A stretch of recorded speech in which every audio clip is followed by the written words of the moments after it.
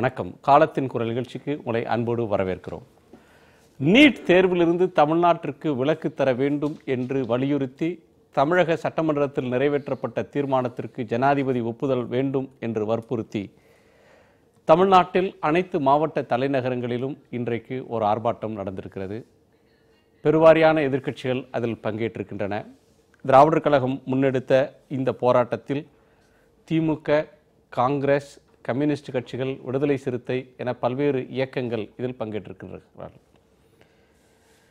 இந்த ஆர்ப்பாட்டங்களில் முன்வைக்கப்பட்ட முக்கியமான முழக்கம், கோரிக்கை என்பது, குற்றச்சாட்டு என்பது தமிழகத்தின் உரிமைகளை மாநில அரசு பறிகொடுத்து வருகிறது, அந்த உரிமைகளை நிலைநாட்டுவதற்கான முயற்சிகளில் ஈடுபடாமல் இணங்கி போகிறது என்ற குற்றச்சாட்டை தலைவர்கள் முன்வைத்திருக்கிறார்கள். இது மட்டுமல்லாமல் மேலும் ஒரு விமர்சனத்தை திமுகவின் நாடாளுமன்ற உறுப்பினர் RS பாரதி முன்வைத்திருக்கிறார். திறந்த வீட்டிற்குள் நுழைவது போல மத்திய அரசு தமிழகத்திற்குள் நுழைகிறது. விமான நிலையத்தில் இருந்து இறங்கி மவுண்ட் ரோட்டில் சென்றவர்கள் இப்போது செக்ரட்டரியேட் வருகிறார்கள், எஜமானர் வேலை பார்க்கிறார்கள் என்று விமர்சனம் செய்திருக்கிறார்.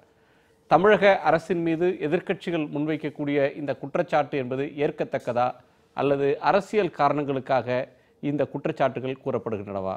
விவாதிக்கலாம். நம்மோடு அஇஅதிமுக அம்மா பிரிவின் திரு ஆவடிக்குமார், திமுகவின் திரு பரந்தாமன், காங்கிரஸ் கட்சியின் ஜோதிமணி, பாரதிய ஜனதா கட்சியின் திரு அரசகுமார் அவர்கள். வணக்கம்.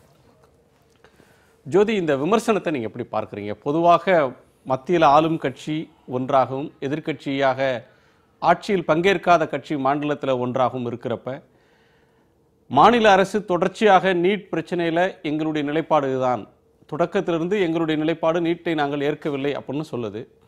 அதே போல் நெடுவாசல் என்றாலும் நாங்கள் இதை அனுமதிக்க மாட்டோம் அப்படின்ற கருத்தை தான் திரும்ப திரும்ப வலியுறுத்துகிறாங்க. ஆனாலும் கூட மாநில அரசின் மீது காங்கிரஸ் உட்பட எல்லா கட்சிகளும் சொல்லக்கூடிய குற்றச்சாட்டு, மாநில உரிமைகளில் சமரசம் செய்து கொள்கிறார்கள். ஜெயலலிதா அவர்கள் இருந்ததைப் போல இந்த நாட்களில் இவர்கள் நடந்து கொள்வதில்லை இந்த ஆட்சியின் மீது குற்றம் சொல்கிறாங்க.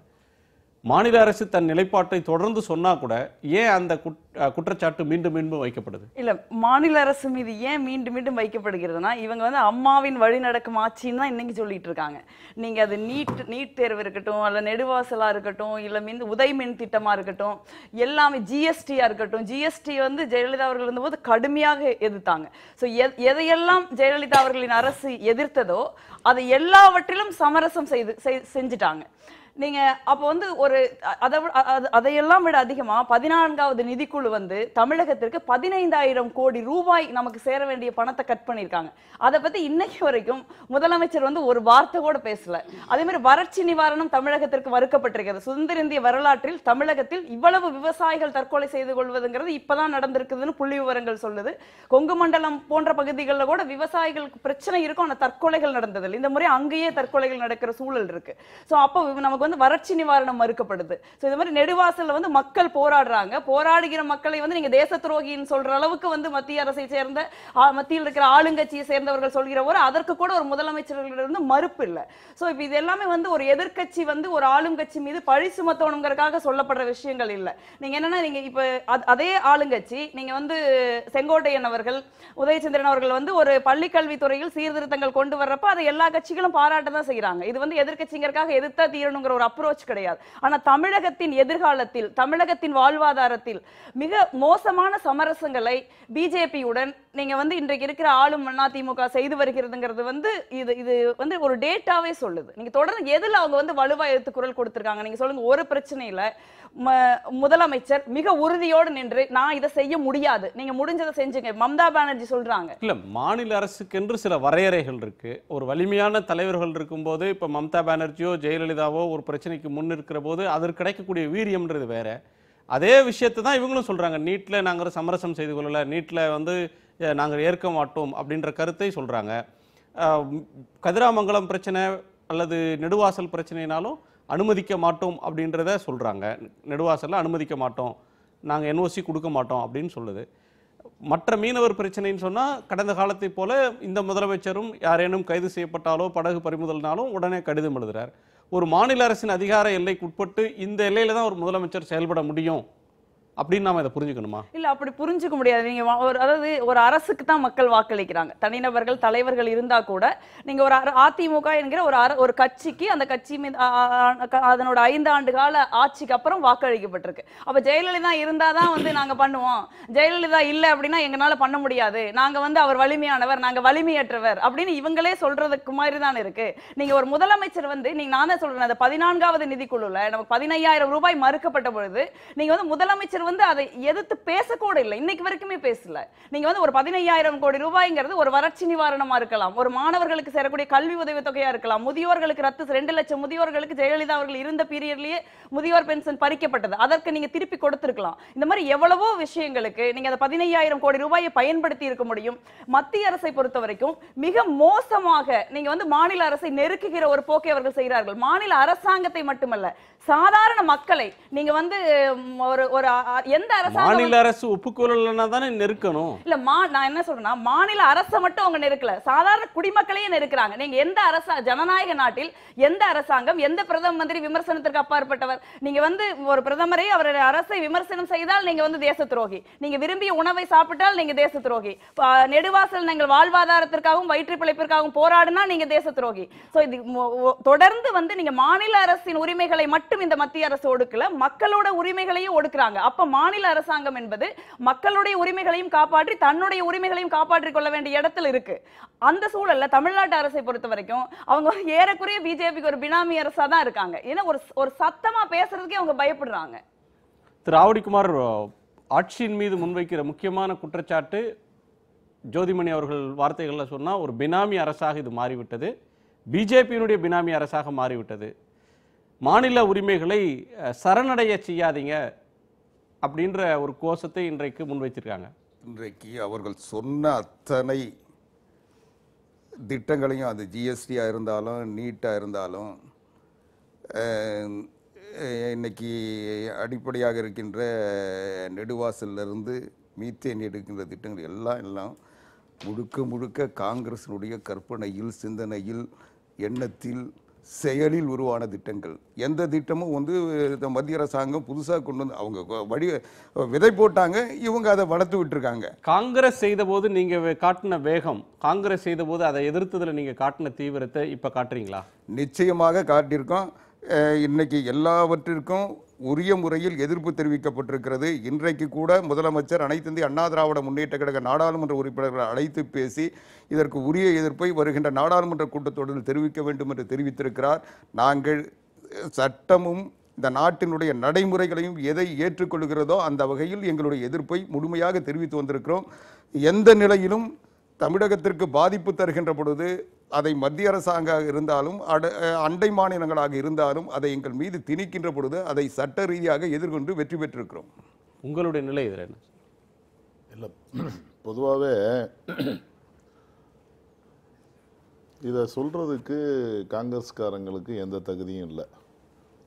காங்கிரஸ் திமுக கூட்டணியில் இருக்கும்போது தான் 2013 தான் நீட்டு கொண்டு வரப்படுது. இதில் பாரதிய ஜனதா ஆட்சியோ அல்லது மோடியினுடைய அரசோ காரணம் இல்லை. அடுத்து நீங்கள் சகோதரர் சொன்னீங்க இது மாதிரி விமான நிலையத்திலிருந்து இறங்கி மவுண்ட் ரோட் வழியாக நேரடியாக தலைமைச் செயலகம் வருகிறார்கள் என்று. இல்லை, அவர் சொன்ன வார்த்தையை சொல்லணும். நம்ம அதான் RS பாரதி சொன்ன வார்த்தை அதான், விமான நிலையத்தில் இறங்கி மவுண்ட் ரோட்டில் சென்றவர்கள் இப்போது செக்ரட்டரியேட் வருகிறார்கள், எஜமானர் வேலை பார்க்கிறார்கள். நீங்கள் புரிந்து கொள்ள வேண்டும். அந்த அளவுக்கு மத்திய அரசும் மாநில அரசும் நேசக்கரத்தோடு செயல்படுகிறது, ஒருவர் கலந்து. உதாரணமாக பீஸ் கோயல் அவர்கள் நேற்று முன்தினம் வந்திருந்தார்கள். அவர்கள் ஓய்வெடுப்பதற்கு கூட நேரமில்லை, நேரடியாக நாங்கள் பார்க்கிறோம். வந்த உடனே மின்துறை அமைச்சரோடு அந்த துறையோடு ரெவ்யூ மீட்டிங் நடக்கிறது நீலா ஹோட்டலில். அதை முடித்து கொண்டு 5 நிமிடம் நின்று கொண்டே சாப்பிட்டு தலைமைச் செயலகம் வருகிறார். தலைமைச் செயலகம் முதல்வரை, மாண்புமிகு முதல்வரை சந்திக்கிறார். மின் திட்டத்திற்கான அனைத்து பிரச்சனைகளும் பேசி தீர்க்கப்படுகிறது. தமிழகம் கடந்த ஆண்டில் இருந்த காலகட்டங்கள் இருந்த நிலைப்பாடுகள் வேறு. இப்பொழுது மின் திட்டத்திலே, மின்சாரத்துறையிலே, மின் உற்பத்தியிலே தன்னிறைவு பெற்றிருக்கிறது என்கிற மிகப்பெரிய ஒரு ஆதாரமான தகவலை மத்திய அமைச்சர் வெளியிடுகிறார். அடுத்து பார்த்தீங்கன்னா இது நெடுவாசல், இதெல்லாம் பேசுறதுக்கு ஒரு பக்கம் எங்களுக்கே கொஞ்சம் வருத்தமாக இருக்குது. ஏன்னா இந்த நெடுவாசல் 2006 மரியாதைக்குரிய மாண்புமிகு ராஜா அவர்கள் சுற்றுச்சூழல் அமைச்சராக இருந்தபோது கொண்டு வந்தது. அதே மாதிரி ஒரு ஓஎன்ஜிசி ஒரு ஒரு திட்டம் வரும்போது ஒரு கையெழுத்தாகிற ஸ்டேஜ் ஆய்வு நிலை அப்படின்றப்ப இருக்கக்கூடிய சூழல் வேற. சரி, அது அமல்படுத்தக்கூடிய சூழல் வந்து அமல்படுத்துகிற போது ஒரு பாதிப்பு வருகிற போது மக்கள் வந்து வீதிக்கு வர்றாங்க. அதைத்தான் கேட்கிறோம். அது ஒரு பிரச்சனை தீவிரமடையும் போது கடந்த இன்றைக்கு ஆண்டுகள் காட்டுற வரை எதிர்ப்பு அன்னைக்கு ஏன் காட்டல அப்படின்னு கேட்க முடியாது. கடந்த ஆண்டுகள் வரை வெடிக்காத ஒரு குழாய் இந்த ஆண்டு வெடிக்கிறது. ஏன் ஒரு எண்ணெய் எரிவாயுங்கிறது வந்து நமக்கு இயற்கையாக நடக்கிற ஒன்று. அது ஒரு சாதாரண ஒரு வெடிப்பு ஏற்படுகிறது, அதிலிருந்து ஒரு ஆபத்து வரும் என்பதை அறிந்து அந்த ஓஎன்ஜிசியினுடைய அதிகாரிகள் அதை சரி செய்வதற்கு செல்வதற்கு அவர்கள் தடுக்கப்படுகிறார்கள். அவர்கள் அங்கே அனுமதிக்கப்பட மறுக்கப்படுகிறார்கள். எப்படி அதை சரி செய்கிறது? கிட்டத்தட்ட 40 ஆண்டுகள் 30 ஆண்டுகளாக இயங்கிக்கிட்டு இருக்கிற நடைமுறையில் இருக்கிற செயல்பாட்டில் இருக்கிற ஒரு நிலைப்பாடு ஒரு விபத்து வருகிற போது அதை சரி செய்வதற்கு அந்த அதிகாரிகளுக்கு உரிமை இருக்கிறது. நீங்கள் பார்த்தீங்களான்னு தெரியல, வாட்ஸ்அப்பில் ஒன்று பரவிச்சு, கிட்டத்தட்ட கிணற்றினுடைய விளிம்புக்கு தண்ணீர் இருக்குது. தமிழ்நாட்டில் எனக்கு தெரிஞ்சு எங்கேயுமே கிணற்றினுடைய விளிம்பில் தண்ணி இருக்க மாதிரி தெரியல. அதாவது கயிறு இல்லாமல் பக்கெட் விட்டு தண்ணி மோக்கலாம். அந்த தண்ணீரிலிருந்து அப்படியே நெருப்பு பிளம்பு வெளிவருவதைப் போல பாருங்கள் எங்கள் பகுதியில் எப்படி ஆபத்து வந்து விட்டது என்று வாட்ஸ்அப்பில் ஒரு குரல். இதெல்லாம் எங்கிருந்து வருகிறது? கதிராமங்கலத்தில் அப்படி கிணறு இருக்கிறதா? ஏன் சொல்கிறேன் என்று சொன்னால், கதிராமங்கலத்துல ப்ரொட்டஸ்டே நடக்கலன்றீங்களா? மக்கள் எதிர்க்கல எப்படி சொல்ல முடியும்? அந்த மக்கள் ஏற்றுக்கொண்டாங்க, வெளியில இருக்கக்கூடியவங்க பிரச்சாரம் மக்கள் ஏற்றுக்கொண்டார்கள் என்று சொல்ல முடியாது. மக்கள் எதிர்க்கிறார்கள், மக்கள் உரிமையை போராடுகிறார்கள், மக்கள் அவர்களுடைய ஜனநாயக ரீதியிலே அவர்கள் போராட்டத்தை வெளிப்படுத்துகிறார்கள். அதை அரசியலாக்குகிறார்கள் எதிர்க்கட்சிகள் என்பதுதான் இங்கே பிரச்சனை. அதாவது ஒரு கிராமத்தின் பிரச்சனை, அந்த மக்களுக்கு ஏற்பட்டிருக்கிற பிரச்சனையை தீர்ந்து கொடுப்பதற்கு, தீர்வு எடுப்பதற்கு மத்திய அரசு மாநில அரசுகள் முன்புறமாக செயல்பட்டு கொண்டிருக்கிற போது, ஒரு கூட்டு முயற்சியிலே செயல்பட்டு கொண்டிருக்கிற வேண்டாம்னு அந்த மக்கள் சொல்றாங்க. ரத்து செஞ்சுட்டா பிரச்சனை இல்லையே. எப்படிங்க ஒரு 40-50 ஆண்டுகள் வந்து நடைமுறையில் இருக்கிறத வேண்டாம்னு உடனே சொல்லி உடனே எப்படிங்க ரத்து செய்ய முடியும்? அதனால இறுதி முடிவு அப்படின்றது யார் எடுக்கணும்? போன ஆண்டுகள் வரைக்கும் இங்க விளைஞ்சுக்கிட்டு தான் இருக்கு. இந்த ஆண்டு விளைச்சல்ல ஒன்றும் குறைச்சல் இல்லை. இந்த எரிவாயு குழாயினால வந்து விளைச்சல் போச்சுன்னு சொல்றதுக்கான வாய்ப்புகள் இல்லை. ஒரு ஆபத்து, ஒரு விபத்து வந்து விட்டது, ஒரு ஒரு ஒரு விளைவு வந்து விட்டது. அந்த விளைவை சரி செய்வதற்கு ஒரு அவகாசம் கொடுக்க வேண்டும் அல்லவா? அதுல இருக்கிற பிரச்சனைகளை பேசி அதிகாரிகளுக்கு கால அவகாசம் கொடுக்க வேண்டும். அவங்க சொல்றது வந்து நீங்க வந்து எரிவாயு குழாயில தீப்பற்றி எரிஞ்சது அதை சரி செய்யறதுக்கான வாய்ப்பு மட்டும் நீங்க சொல்றீங்க. அவங்க சொல்றது வேற பிரச்சனைகளே சேர்த்து சொல்றாங்க. விவசாயம் பாதிக்குது, நிலத்தடி நீர் பாதிக்குது, முழுமையா மாசடைந்து விட்டது, எங்களுக்கு குடிக்கிற தண்ணிக்கு பிரச்சனை வந்துருச்சு, இதனால எங்களுக்கு மற்ற பிரச்சனைகள் இருக்குன்னு அவங்க சொல்றாங்க. அதைத்தான் நான் சொல்றேன். இது பூராமே கடந்த ஆண்டுகள் வரை நடக்காத ஒன்று. இந்த ஆண்டு மோடியினுடைய ஆட்சிக்கு பிறகு, மத்திய அரசு ஆட்சிக்கு வந்த பிறகு நடப்பதாக எதிர்க்கட்சிகள் அங்கே சித்தகரிக்கப்பட்டு அவர் நடத்தப்படுகிற நாடகத்தின் கூற்று வெளிப்பாடு. சரி, அதாவது மத்திய அரசை பொறுத்த வரைக்கும் 2 விஷயத்தை பண்ணுறாங்க. ஒன்று, அரசாங்க ரீதியில் வந்து மாநில அரசுகளுக்கு கொடுக்கக்கூடிய அழுத்தங்களை கொடுத்து அவங்க கட்டுப்பாட்டுக்குள்ளே கொண்டு வருது ஒரு நடவடிக்கை. இன்னொன்று, அரசியல் ரீதியில் தன்னுடைய கட்சி எங்கெங்கெல்லாம் ஆட்சி செய்ய இல்லாத ஒரு சூழல் இருக்கிறதோ அல்லது காலூன்ற முடியாத இடங்கள் இருக்கிறதோ அந்த இடங்களெல்லாம் அரசியல் ரீதியில் சில அழுத்தங்களை கொடுத்து அவங்கள அடிப்பணியை வச்சு அந்த இடங்களில் பிஜேபி ஊடுருவ பார்க்குற வேலைகளை தான் 2 பிரிவாக தான் நான் பார்க்குறேன். ஏன்னா பிஜேபி ஆளுகிற அரசாங்கங்கள் இருக்கக்கூடிய மாநிலங்களில் ஒரு போக்கு ஒரு மாதிரி இருக்குது. ஆனால் பிஜேபி அல்லாத அரசாங்கங்கள் இருக்கக்கூடிய மாநிலங்களில் ஒரு போக்கு இருக்குது. ஒரு வரையில் சொல்லப்போனால் திரு பாரத பிரதமர் மோடி அவர்கள் ஒரு பிக் பாஸ் மாதிரி தான் செயல்படுறார். இந்தியாவை பொறுத்த வரைக்கும் இந்தியாவில் ஒரு தலைமை அமைச்சராக இருந்தாலும் இந்த கூட்டாட்சி தத்துவங்கிற சப்ஜெக்டே அவங்க குழி தோண்டி புடைச்சிட்டாங்க. ஒரு மாநிலத்தினுடைய உரிமைகள் எதுலாங்கிற போது உண்ணுகிற உணவு விஷயத்தில் கூட வந்து மத்திய அரசு நேரடியாக தலையிடுகிற ஒரு போக்கு வந்து இந்த அரசு வந்த பிறகு தான் இருக்குது.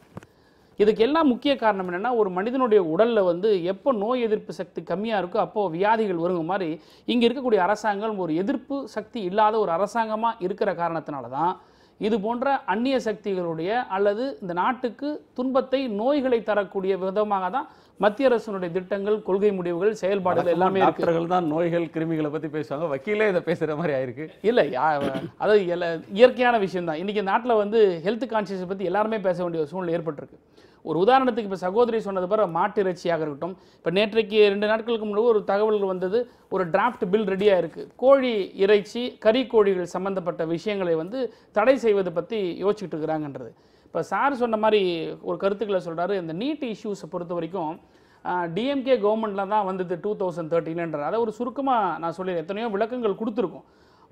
மெடிக்கல் கவுன்சில் ஆஃப் இந்தியா வந்து 2010 ஒரு அறிவிப்பு வந்த பிறகு திமுக கழகத்தினுடைய ஆட்சி தமிழ்நாட்டில் அதை உடனடியாக கலைஞர் வந்து இங்கே வந்து ப்ராப்பராக கோர்ட்டில் அதை வந்து கேஸை டிஃபெண்ட் பண்ணி இங்கே அந்த மாதிரியான சுச்சுவேஷன்ஸ் வரக்கூடாதுங்கிறத கோர்ட் இங்கே ஹைகோர்ட்டில் இருந்து அதுக்கப்புறம் சுப்ரீம் கோர்ட் போய் சுப்ரீம் கோர்ட் சீஃப் ஜஸ்டிஸே 2013 தீர்ப்பு கொடுக்குறாங்க. அந்த காமன் என்ட்ரன்ஸ் டெஸ்ட் இந்தியா ஃபுல்லாக இருக்கக்கூடாதுன்னு சொல்லியாச்சு அல்டாமாஸ் கபீர் சீஃப் ஜஸ்டிஸாக இருக்கும்போது. ஆனால் அந்த தீர்ப்பை தான் இந்த அரசாங்கம் வந்த பிறகு ஒரு ரிவ்யூ அப்ளிகேஷன் மூலியமாக கொண்டு வந்து ஒரு இன்ட்ரீம் ஆர்டர் தான் இன்னும் அந்த கேஸ் பெண்டிங்கில் இருக்குது. எங்கே மாநில அரசு தன் உரிமையை விட்டு கொடுத்துருக்கு, எங்கே மத்திய அரசுக்கு பயந்து இருக்குதுன்னு சொல்லணும்னா, நான் ரொம்ப எவிடென்ட்டோட சொல்லணும்னா, இப்போ இந்த நீட் சம்பந்தப்பட்ட விஷயமான வழக்கு நிலுவையில் இருக்கும்போது இந்த நீட் வந்து காங்கிரஸ் திமுக கொண்டு வந்த நீட் இல்ல பிஜேபி கொண்டு வந்த நீட் காங்கிரஸ் அரசாங்கத்தில் அந்த 2010 நோட்டிபிகேஷன் வந்தா கூட இது வந்து உச்சநீதிமன்றத்தால் ஸ்டக் டவுன் செய்யப்பட்டது. உச்சநீதிமன்றம் சொல்லிவிட்டது இது போன்ற ஒரு பொது நுழைவுத் தேர்வு தேவையில்லைன்னு சொல்லியாச்சு. சொன்ன பிறகு அந்த தீர்ப்புல ஒரு அமைப்பு ஒரு மனு போட்டு அதை ரிவ்யூ மாதிரி கொண்டு வந்து இன்னைக்கு அந்த வழக்கு பெண்டிங்ல இருக்கும்போது ஒரு இன்ட்ரீம் ஆர்டரா தான் சொல்லியிருக்கிறாங்களே தவிர அதை வச்சுக்கிட்டு இவங்க நடத்திக்கிட்டு இருக்காங்க. இப்போ இந்த இடத்துல எங்க பலவீனமான தமிழக அரசு சொல்றேன்னா, நாங்க போட்ட பில்லை வந்து நீங்க பாஸ் பண்ணல, ரெண்டாவது இந்த மெயின் கேஸ் பெண்டிங்ல இருக்கு, இவங்க இதை போய் எடுத்து விசாரணைக்கு எடுத்து மாநிலனுடைய உரிமைகள் எங்கெங்கெல்லாம் பறிக்கப்படுகிறது கான்ஸ்டிடியூஷன்ல இவங்க ப்ரூஃப் பண்ற இடத்துல தமிழ்நாடு கவர்மெண்ட் இருக்கு. எஜுகேஷன்ங்கிறது வந்து கன்கரண்ட் லிஸ்ட் பொதுப்பட்டியல் இருக்குது. பொதுப்பட்டியல் இருக்கிற பொழுது மாநில அரசுடைய உரிமைகள் என்ன என்பது காங்கிரஸ் திமுக ஆட்சி காலத்திலும் கூட திமுக முன்வைத்த சில கோரிக்கைகள் அந்த நாட்கள்ல ஏற்கப்படாத நிலை இருந்திருக்கு. இப்ப ஒரு பிஜேபி அரசு மத்தியில் இருக்கு, அதிமுக அரசு இங்க, இரண்டும் நேசக்கரம் கொண்டு இயங்குறதுன்னு நம்முடைய அரசகுமார் அவர்கள் சொன்னாலும் கூட இரண்டு அரசும் வெவ்வேறு அரசு. கண்டிப்பா இவங்களுக்கு இருக்கக்கூடிய நெருக்கடிகள் அப்படின்றது வந்து இவங்க முழுக்க இவங்க சொல்றதெல்லாம் டெல்லி ஏற்றுக்கொள்ளும் அப்படின்ற சூழல் இல்லை. அப்படிதான் நடந்துட்டு இருக்கு. அது கடந்த காலத்துல அப்படி நடந்திருக்கு. இல்ல முழுக்க அதாவது ஒரு விஷயம் திமுக கழகம் இருக்கும்போதும் சரி அல்லது வேற காங்கிரஸ் சென்ட்ரல் கவர்மெண்டா இருக்கும்போதும் சரி எல்லா பிரச்சனைகளையும் வந்து தீர்வு செஞ்சுட்டாங்கன்னு சொல்ல வரல. ஆனால் உடனடி தீர்வு எது, தொலைதூர தீர்வு எதுன்னு ஒரு பிரிச்சு வச்சிருக்கிறோம். அப்படி இருக்கும்போது இன்ன வரைக்கும் திமுக கழகம் ஆட்சியில் இருந்தாலும் சரி இல்லையாலும் சரி ஒரு கொள்கை சார்ந்த முடிவுகள் இது வரைக்கும் காம்ப்ரமைஸ் ஆனதே கிடையாது. மாநில உரிமைகளை திமுக அரசாங்கம் என்னைக்கு விட்டு கொடுத்துருக்கு இது வரைக்கும்? மத்திய அரசாங்க இடத்துல கேபினெட்ல நாங்க வந்து ஷேர் பண்ணியிருந்தா கூட நாங்க விட்டு கொடுத்தது கிடையாது. ஆனால் இன்னைக்கு நீட் பிரச்சனைக்கு வந்து ஒரு மாநில உரிமைகள் மாநில அரசு சட்டம் இயற்றலாம், அந்த சட்டத்தை அவங்க இயற்றினாங்க, ஒருமனதான தீர்மானத்தை சட்டசபையில நிறைவேற்றினாங்க. ரைட், அந்த அளவுல தானே மாநில அரசு செய்ய முடியும். அதற்கு பிறகு உரிமை அங்க வந்து செய்து தர வேண்டியது, அது ஜனாதிபதியோட ஒப்புதலை பெற்று தர வேண்டியது மத்திய அரசாங்கத்தோட வேலை. கரெக்ட். அங்க மத்திய அரசாங்கத்திட்ட அது பெண்டிங் இருக்கு. அதை கன்சிடர் மாநில அரசு சரணாகதி அடைஞ்சு விடுச்சு அப்படின்னு எப்படி சொல்ல முடியும்? எப்படி சொல்றாங்க? இவங்க கடமை இவங்க செஞ்சாங்க. எனக்கு கிடைத்த தகவல், அதாவது ஊடகங்கள்ல வந்ததுதான், இதை வந்து ரிஜெக்ட் பண்ணிட்டாங்கன்றத நிராகரிச்சிட்டாங்கன்ற செய்திகளே மத்திய அரசு சார்பா கம்யூனிஸ்ட் இயக்கத்தில் இருக்கக்கூடிய தோழர்கள் எழுதின ஒரு கடிதத்துக்கு பதில் கொடுத்திருக்காங்க மத்திய அரசு. மாநில அரசு அனுப்பிய அந்த சட்ட முன்வடிவை வந்து நிராகரிக்கப்பட்டிருக்குன்னு சொல்றாங்க. அங்கேயே மாநில அரசுடைய மாநிலத்தினுடைய உரிமை மீறப்பட்டிருக்கு. எப்படி என்றால் மாநில அரசு வந்து மத்திய அரசு வந்து ஒரு மாநில அரசு அனுப்பின ஒரு சட்டத்தை நீங்க வந்து அனுப்பணுமே தவிர நீங்களே நிராகரிக்க கூடாது. அதை அந்த இடத்துல ஒரு தவறு செய்துறாங்க. பிறகு மாநில அரசு என்ன பண்ணிருக்கணும்னா, எங்களுடைய உரிமைகளை மத்திய அரசு தலையிடுது உச்ச நீதிமன்றத்துக்கு போயிருக்கணும். ஆர்டிகல் 32ல அடிப்படை மாநில அரசுடைய உரிமை மறுக்கப்படுகிற போது போயிருக்கணும். போகாம விமர்சனம் பண்றதுக்கு பயப்படுறாரு முதலமைச்சர், பிஜேபி பத்தி பேசுறதுக்கே பயப்படுறாரு. ஏதாவது ஒரு பொது தளங்கள்ல வந்து இல்ல பொது அறிக்கை விஷயத்தை பத்தி முதலமைச்சர் வரைக்கும் வாய் திறந்திருக்கிறாரா? எதையாவது பேசியிருக்கிறாரா? இன்னைக்கு அசம்பிளில கூட பேசுறாருன்னாங்கன்னா ஒரு முதலமைச்சரா இருந்து சில கருத்துக்களை சொல்றாரோ? எதுவுமே கிடையாது. ஒரு அவருடைய லாண்ட் ஆர்டர் போலீஸ் மானியத்தை பத்தி வரும்போது கூட ஒரு சேஷன் ரைட்டர் மாதிரி தான் சொல்றாரு தவிர சீஃப் மினிஸ்டர் என்ன பதில் சொல்றாரு அவரு? இதுதான் ஓடிட்டு இருக்கு. நீங்க ஒரு பொத்தாம் பொதுவான குற்றச்சாட்டு சொல்றீங்க. இல்ல பொத்தாம் பொதுவா ஸ்பெசிபிக்காவே சொல்றேன். விஷ்ணுபிரியா கொலை வழக்கு பத்தி பேசும்போது எங்களுடைய சட்டமன்ற எதிர்க்கட்சி துணைத் தலைவர் கேட்ட கேள்விக்கு ஒரு ரைட்டர் என்ன சொல்றார், date of arrest, date of postmortem இந்த மாதிரி தான் படிக்கிறாரே தவிர அதுக்கப்புறம் என்ன நடவடிக்கை இந்த அரசு எடுத்திருக்கு, புலனாய்வு என்ன எடுத்துருக்கு சொல்ல மாட்டேங்கிறாரு. இல்ல பொத்தாம் பொதுவான இல்ல, நீங்க வந்து மத்திய அரசாங்கம் வந்து ஒரு ட்ரெக்கோனியன் லாவை கொண்டு வராங்க. விவசாயிகள் வந்து நீங்க ஆடு மாடு வளர்க்கவே முடியாது, விவசாயம் பண்ணவே முடியாது, நீங்க ஓடிருங்க விவசாயத்தை விட்டு அப்படிங்கிறது தான் அந்த கால்நடைகள் வாங்க விற்பட தடை. அதை வந்து உச்சநீதிமன்றம் வந்து இன்னைக்கு தடை விதிச்சிருக்கு. அதை பத்தி நீங்க வந்து ஏன் வந்து தமிழகம் ரொம்ப பாதிக்கப்படுது? நம்ம ஏற்கனவே விவசாயம் மோசமா இருக்கு. ஆடு மாடு தான் ஒரே வழி பொழப்புக்கு. அதை வச்சுதான் நீங்க படிக்க வைக்கணும், கல்யாணம் பண்ணணும், அதை வச்சுதான் வந்து நீங்க வைத்தியம் பார்த்துக்கணும், நல்லது கெட்டதுக்கு போய் வரணும். அது வந்து முதலமைச்சர் கருத்து கூட சொல்லல. நீங்க ரெண்டாவது நீங்க அது வந்து ஒரு தனிநபர் வந்து மதுரை ஹைகோர்ட்டுக்கு போய் முதல்ல மதுரை ஹைகோர்ட் தடை விதித்து அதற்கப்புறம் இந்தியா முழுவதும் இருக்கிற விவசாய சங்கங்கள் உச்சநீதிமன்றத்திற்கு போய் தான் இன்னைக்கு உச்சநீதிமன்ற மத்திய அரசு விவசாயிகளின் வாழ்க்கையை முறிக்க கொண்டு வந்து அந்த மோசமான சட்டத்தை வந்து தடை செய்திருக்கிறதே ஒழிய தமிழ்நாடு அரசு அதற்கு ஒரு முயற்சியும் எடுக்கல. ரெண்டாவது வந்து அதை பத்தி முதலமைச்சர் இன்னைக்கு வரை கூட கருத்து சொல்லாம இருக்காரு. இதுல கருத்து இஷ்யூ என்னன்னா, கருத்து சொல்றதுல இப்ப சகோதரர் சொல்றாரு, இப்ப நான் ஒரு கருத்து சொல்றேன், கோர்ட்ல கேஸ் இருக்கு, அதெல்லாம் முடிஞ்சு வரட்டும் அப்புறமா எங்க கருத்து சொல்லணும்னு சொல்றாங்க. அதான் முடிஞ்சிருச்சு. நீங்க என்ன நீங்க ஒரு அரசாங்கத்துடைய ஒரு அரசியல் கட்சி தலைவர்களுடைய கடமை என்ன அப்படின்னா, ஒரு மக்கள் மிகப்பெரிய பிரச்சனையில் இருக்கிறப்ப அவங்களுடைய கோடிக்கணக்கான விவசாயிகளோட வாழ்வாதாரமே அழிந்து போய் விடக்கூடிய ஒரு சூழல்ல நீங்க ஒரு கருத்து கூட சொல்லல அப்படின்னா அதற்கு எதிர்க்க அரசாங்கம், அதற்கு எதிர்க்க ஒரு அரசியல் கட்சி, ஒரு தலைமை. இரண்டாவது நான் முடிச்சிடுறேன். வரும்போது கோர்ட்டுக்கே போகல, ஆனா நான் இன்னும் படிக்கலன்னு சொன்னாரு முதலமைச்சர். இன்னும் வரி வரியா படிச்சிட்டு இருக்காரா? இல்ல ரெண்டாவது நீங்க பிரச்சனை சட்டமன்றத்தில் எழுப்பப்பட்டுச்சு, அதுக்கு ஒரு பதில் அவர் இன்ன வரைக்கும் சட்டமன்றத்துக்கு இப்பங்க அதுக்கு முன்னாடி ஒரு முதலமைச்சர் ஜிஎஸ்டியோ அதோட காங்கிரஸ் கொண்டு வந்த திட்டம் தான் அப்படின்னு ரெண்டு பேரும் சொல்றாங்க. நான் அதுக்கு என்ன பதில் சொல்றேன்னா, காங்கிரஸ் கொண்டு வந்த ஜிஎஸ்டி அல்ல இன்னைக்கு இவங்க பாஸ் பண்ண ஜிஎஸ்டி. அதனாலதான் காங்கிரஸ் எதுக்குது 18% கம்பல்சரி கேப் வைக்கணும்னு தான் நாங்க சொன்னோம். எங்க சானிட்டரி நாப்கினுக்கு 18% வரி, சாப்பிடுற பிஸ்கட்டுக்கு வரி, அரிசிக்கு வரி, நீங்க வந்து கேஸ் சிலிண்டர் வரி, மருந்துக்கு வரி, மாத்திரைக்கு வரி, செத்து போனா மட்டும்தான் வரி இல்ல, மிச்சம் வாழ்றதுக்குரிய எல்லா வரியும் வச்சிருக்கிற ஜிஎஸ்டி இவங்க கொண்டு வந்திருக்காங்க. சகோதரர் சொல்றாரு இத பேசுறதுக்கு எனக்கு தகுதி இல்ல அப்படின்னு. தகுதி இல்லாதால இங்க என்ன பிரச்சனை அப்படின்னா, நான் ஒரு கருத்து சொல்றேன், உங்களுக்கு எதிர்கருத்து இருந்தா சொல்லுங்க. நீங்க என்னை தகுதி இல்லைன்னு சொன்னா நான் உங்களுக்கு அருகதை இல்லைன்னு சொல்றேன். இதுக்கு பேர் வந்து விவாதம் கிடையாது. அது வந்து இந்த பிரச்சனை என்ன, சகோதரருடைய அப்ரோச், ஒரு அரசியல் கட்சியுடைய அப்ரோச், ஒரு அரசாங்கத்துடைய அப்ரோச். நீங்க கருத்தே சொல்லக்கூடாது. மக்களா இருக்கட்டும், அது மாநில அரசாங்கமா இருக்கட்டும், மீதான தாக்குதல் அவர் சொல்லல, தனிநபரா தகுதி இல்ல அப்படின்னா அது ஒரு வேர்ட் இல்ல. நீங்க வந்து ஒரு வாதம் வைக்கிறோம் அப்படின்னா அந்த வாதத்தை நீங்க காங்கிரஸ் கட்சிக்கு தகுதி இல்லன்னு சொல்றீங்க. பிஜேபிக்கு இங்க ஆட்சி நடத்துறதுக்கு எந்த அருகதையும் கிடையாது நான் சொல்றேன். நான் தனிநபர் விமர்சனத்தில் ஈடுபடல. விவசாயிகளை ஒழிக்க நினைக்கிற, மாணவர்களை ஒழிக்க நினைக்கிற, இடஒதுக்கீட்டை ஒழிக்க நினைக்கிற ஒரு கட்சிக்கு இங்க இந்த தமிழகத்திலோ வேற எங்குமே எந்த அருகதையும் கிடையாதுங்கிற வாதத்தை நானும் அரசியல் கட்சி சார்பா தான் வைக்க விரும்புறேன். இன்னைக்கு மத்திய அரசாங்கம் நரேந்திர மோடி அவர்கள் பிரதமர் ஆனதற்கு பிறகு இன்னைக்கு ஜிஎஸ்டி வரி இருக்குன்னா மாநில அரசாங்கம் இன்னைக்கு ஆதரிக்கிறதுக்கு காரணம் எல்லா மாநிலங்களும் ஏற்றுக்கொண்டதற்கு பிறகு கடைசியாக தான் தமிழ்நாடு ஏற்றுக்கொண்டது. ஏற்றுக்கொண்டால் கூட நம்முடைய கோரிக்கைகள் புரட்சி தலைவி அம்மா அவர்கள் காலத்திலே ஜிஎஸ்டி கவுன்சிலில் வச்ச கோரிக்கைகள் மத்திய அரசாங்கம் ஏற்றுக்கொண்டது. இங்கே வர பாதிப்பை நிவாரணம் செய்கின்ற உத்தரவாதம் தந்திருக்காங்க. அதன் அடிப்படையில் அது மட்டும் இல்லாமல் இதில் இருக்கின்ற குளறுபடிகளை உடனடியாக ஜிஎஸ்டி கவுன்சில் நிதியமைச்சர்கள் கொண்ட மாநில நிதியமைச்சர்கள் கொண்ட அந்த ஜிஎஸ்டி கவுன்சில் பரிசீலனை செய்து முடிவெடுக்கும் சொல்லி ஒரு உத்தரவாதம் படுத்தப்பட்டதற்கு பிறகு ஆதரிக்கிறோம். ரெண்டாவது, சகோதரி ஜோதிமணி ரொம்ப வேகமாக பேசினாங்க. நான் கேட்குறேன், இந்த நாட்டில் டாக்டர்கள் சேவை செஞ்சால் அதுக்கு வரி போட்டது யார்? இந்த நாட்டில் வந்து இப்படியெல்லாம் எந்தெந்த சேவை வரி என்ன அறிமுகப்படுத்துறது நீங்க தானே. நீங்க கோடு போட்டீங்க, அவங்க ரோடு போட்டாங்க.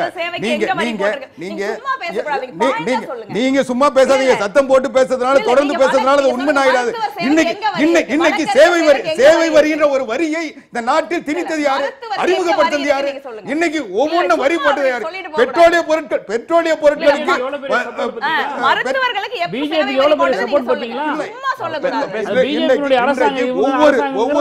ஒவ்வொரு தொழிலுக்கும் இன்னைக்கு வரி போட்டது யாரு? சேவை வரின்னு ஒரு வரி அறிமுகப்படுத்தது யாரு? இல்ல காங்கிரஸ் செய்ததுனால பிஜேபி செய்தது சரின்னு சொல்றீங்களா? செய்யறது சரி சொல்ல, அது சரி என்றால் இது சரி, அது தவறு என்றால் இது சரி. நீங்க தான் உங்களுக்கு ஒரு முன்னுதாரணம், நீங்க தான் அடிப்படை அமைத்து கொடுத்தீங்க. நீங்க கோடு போட்டீங்க, அவங்க ரோடு போட்டாங்க. நீங்க ரோடு போட்ட போது எதிர்த்த நீங்க கோடு போட்ட போது எதிர்த்த நீங்க ரோடு போட்டப்ப எதிர்க்கிறீங்களா? நீங்க நிச்சயமா எதிர்க்கிறோம். அதாவது எங்களுடைய எல்லைக்கு உட்பட்டு எதிர்க்கிறதுக்காக ஒரு அரசியல் கட்சி ரோட்ல போராட்டம் நடத்தலாம், ஒரு அரசாங்கம் போராட முடியாது. இன்றைக்கு மரியாதைக்குரிய சகோதரர் வழக்கறிஞர் பரந்தாமன் சொன்னார் அந்நிய சக்திகள்னு. இது அந்நிய சக்திகள் இந்தியாவில் தமிழ்நாட்டில் ஆளுவதற்கு மாநில அரசாங்கத்திற்கு என்ன உரிமை இருக்கிறதோ, கடமை இருக்கிறதோ அதே உரிமையும் கடமையும் மத்திய அரசாங்கத்துக்கு இருக்கிறது. இது பாகிஸ்தான் அரசாங்கம் இல்லை, இலங்கை அரசாங்கம் இல்லை.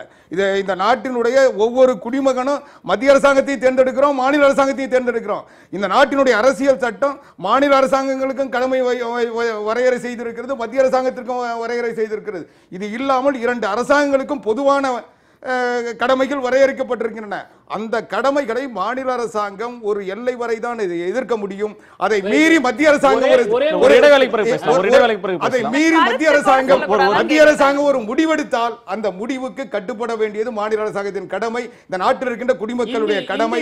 அதன் அடிப்படையில் இந்தி திணிக்கிறாங்க, ஏத்துக்கிறீங்களா சொல்லுங்க. ஒரு நிமிஷம், ஒரு இடைவேளைக்கு பேசலாம். எதிர்ப்புக்கு எதிர்க்கிறதுக்கு எல்லை இருக்குன்றீங்க, அதை ஒரு அந்நிய அரசாக பார்க்க கூடாது. மத்திய அரசும் நம்ம அரசு அப்படின்ற ஒன்றாக பார்க்கணும். முதுகெலும்பு கச்சத்தீவை ஒரு இடைவேளை கேட்காம கொடுத்துட்டாங்க.